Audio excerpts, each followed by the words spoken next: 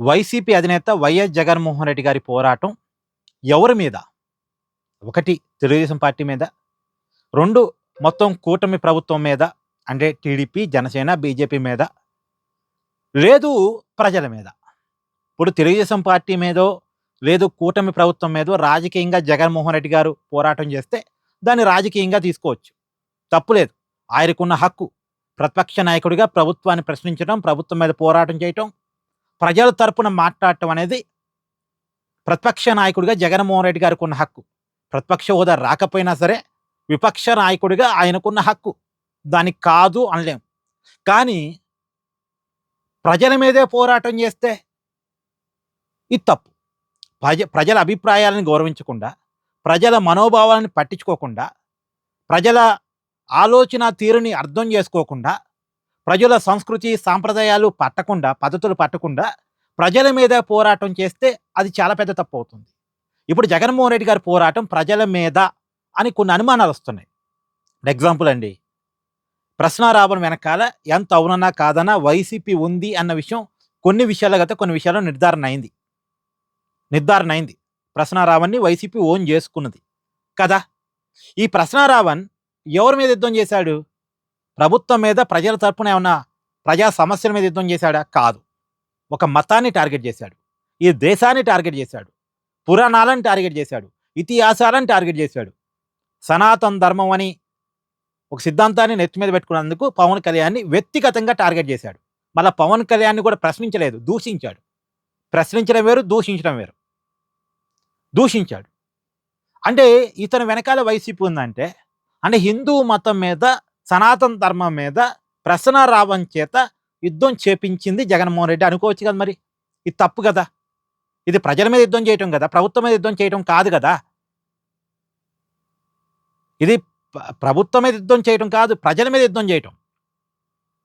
ప్రభుత్వం మీద ఎంత పోరాటం చేసినా మనకు అభ్యంతరం లేదు, అది మంచిదే. ప్రజా సమస్యల మీద ఎంత గట్టిగా మాట్లాడినా అది మంచిదే. జగన్మోహన్ రెడ్డి గారి అభిప్రాయాలతో, వాళ్ళ పార్టీ సిద్ధాంతాలతో మనం ఏకీభవించకపోయినా ఆయన ప్రజా సమస్యల మీద పోరాటం చేస్తే అది ప్రజాస్వామ్యంలో మంచి పద్ధతి కూడా.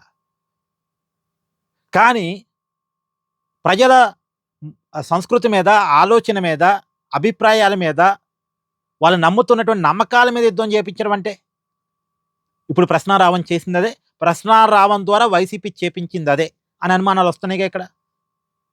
ఇది మాత్రమే కాదండి, తిరుమల తిరుపతి దేవస్థానంలో వైసీపీ అధికారంలో ఉన్నప్పుడు లడ్డూ ప్రసాదంలో రసాయనాన్ని కలిపి పంపిణీ చేశారు. ఎంత దుర్మార్గం అండి ఇది. చాలా మందికి వస్తున్న అనుమానం ఏంటంటే, ఈ రసాయనం అంటే స్లో పాయిజన్ కదా, అంటే హిందువుల సంఖ్యను తగ్గించే ప్రయత్నం ఏమైనా చేశారా ఓ టార్గెటెడ్గా. నేను క్వశ్చన్ టు క్వశ్చన్ అడుగుతున్నాను, నేను ప్రశ్నిస్తున్నా, నేను దూషించట జగన్మోహన్ రెడ్డి గారిని. జగన్మోహన్ రెడ్డి గారు అనుకుంటేనే నేను ఆయన క్వశ్చన్ చేస్తున్నా. ఇది క్వశ్చన్, దూషించడం కాదు. దేవాలయాల మీద దాడులు, విగ్రహాల మీద ధ్వంసం, పైగా ఆ సమయంలో వైసీపీ స్పందించిన తీరు, విగ్రహం తలేగా పోయింది, కొత్తది పెడదాం, విగ్రహం చేయగలిగింది, కొత్తది పెడదాం. అలా ప్రజల ఆలోచన మీద ఏమాత్రం గౌరవం లేకపోవటం, ప్రజల నమ్మకాల మీద ఏమాత్రం గౌరవం లేకపోవటం. అది విగ్రహం కాదు.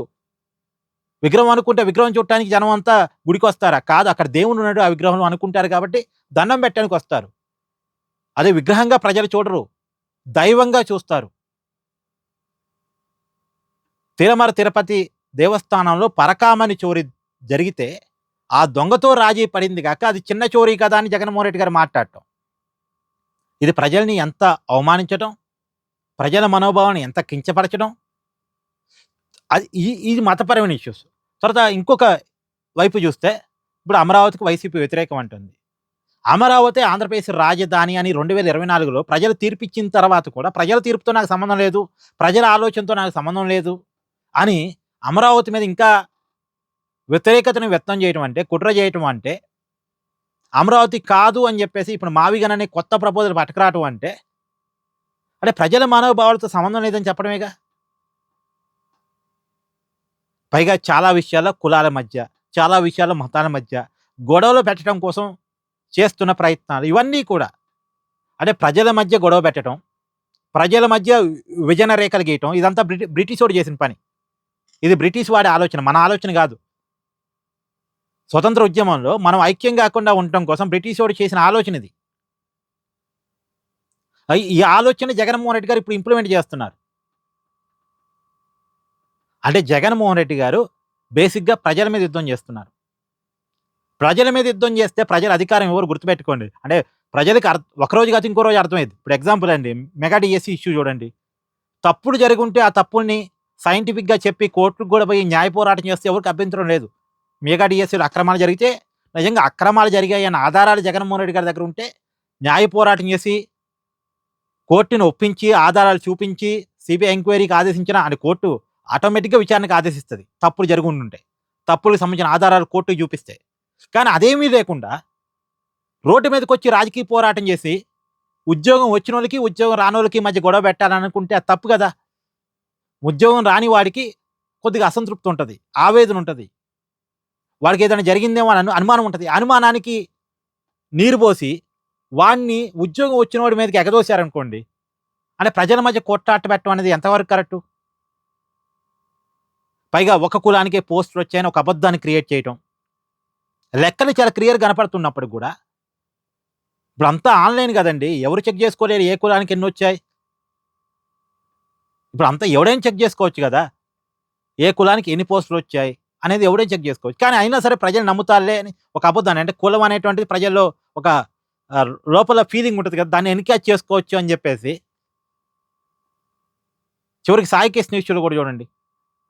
చంపబడ్డ సాయి కిషన్‌ది ఒకటే కులం. చంపాడంటున్నటువంటి నాగరాజ్‌ది అదే కులం. అయినా సరే ఇక్కడ కులాన్ని లాగే ప్రయత్నం చేశారు. నిజానికి అక్కడ నాగరాజు వేరే కులం అయ్యుంటే అంటే చంపాడు అంటున్న సీఐ వేరే కులం అయ్యుంటే వైసీపీ అనుకున్నది వర్కౌట్ అయ్యుండేది. కులాలు గూడా వచ్చుండేది. ఆంధ్రప్రదేశ్ అదృష్టం కొద్దీ చనిపోయినోడిది, చంపాడు అనే ఆరోపణ ఉన్నవాడిది ఒకటే కులం కావటం వల్ల కులాలు గొడవ రాలే అక్కడ.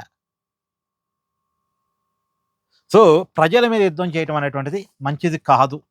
అది కరెక్ట్ కాదు. జగన్మోహన్ రెడ్డి గారు ఆ పద్ధతులు మానుకుంటే మంచిది.